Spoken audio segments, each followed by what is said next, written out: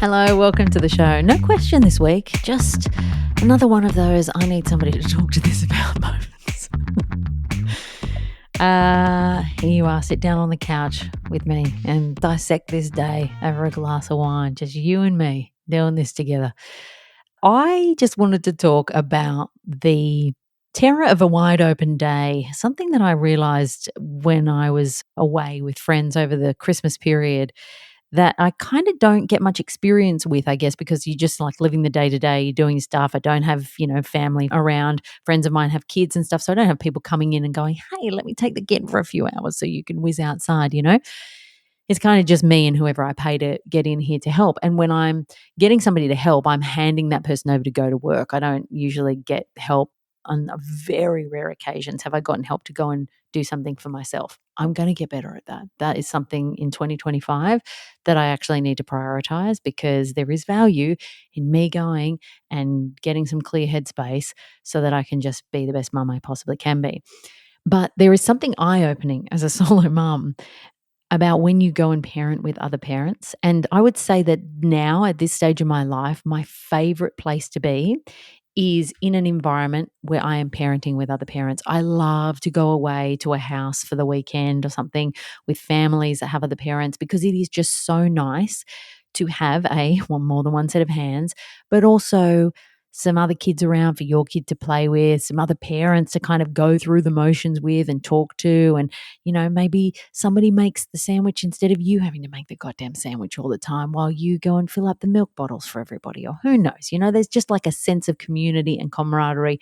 And I tell you, my great dream, and Lord, I just want to make it happen, but right now in the practicalities of life, it doesn't work. My great dream is to have some kind of compound where me and my best mate and her partner, God bless her, she really just she really leans into the relationship that my bestie and I have, and she is very supportive, but I'm sure sometimes she's like, do we need this third wheel in our relationship? But have our kids and everybody together so we just live around each other. And now it's not just me trying to get free childcare, although that would be lovely, but that just sense of community, which I can understand that you would actually have if you had a partner in some ways, is something that I think is hard to come back from. So I never get the Sunday Scaries, right? Never get the Sunday Scaries because I'm a moron who loves to work. Love going to work, have always loved going to work, have always loved my jobs, just really enjoy working. So I like getting up on a Monday morning to go and be useful for the day. So Sundays just aren't scary for me, really. But I definitely got the version of the Sunday Scaries on the day after I came back from our New Year's trip, because I'd been 5 days in a house with my best mate, her partner, lots of our friends coming and going, lots of different kids, lots of excitement for Olivia to sink her teeth into, lots of stuff to do. And I was just blown away by how much easier it is to fill a day when you have other people around. Like, even if you have one other person around and you can just chat through the crap of it, the day moves so much quicker than when you are by yourself. First day that I got back from the New Year's holiday, and everything's real quiet and shut because it's like the beginning of the year. And the sense of dread that I had was very Sunday scary. And just that thought of like, what am I going to do with this child all day? And how am I going to keep her entertained?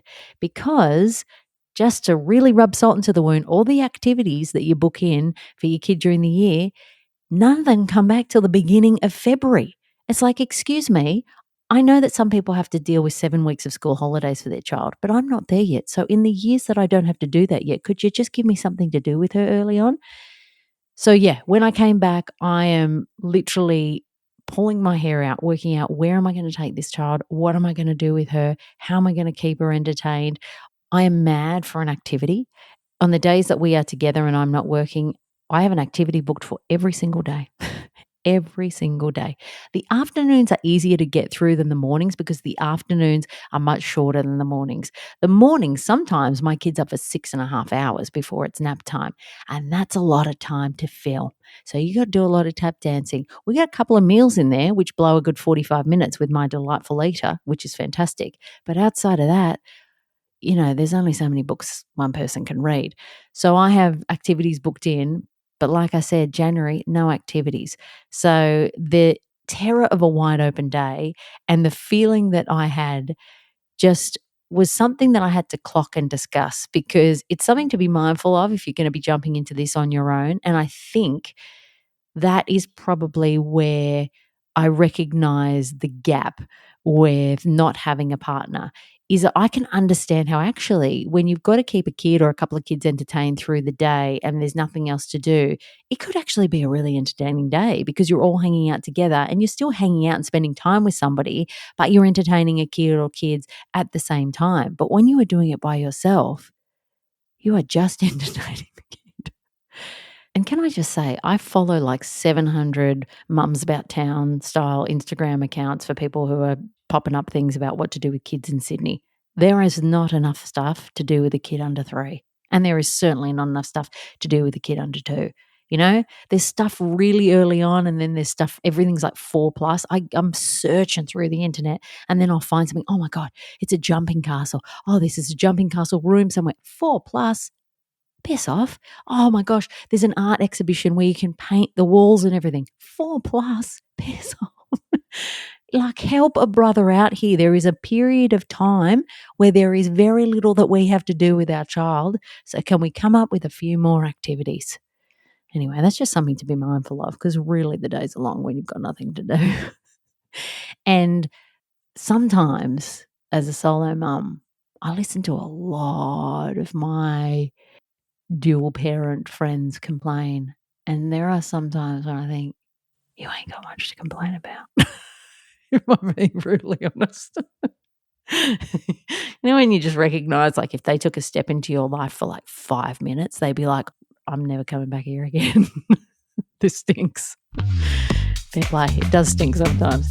Anyway, if you have a question that you would like me to answer on this show, then I would love to do that and just intersperse them in between my random musings about what it feels like to be a parent doing this solo. If you're enjoying the show, please share it with somebody, and I will see you next episode.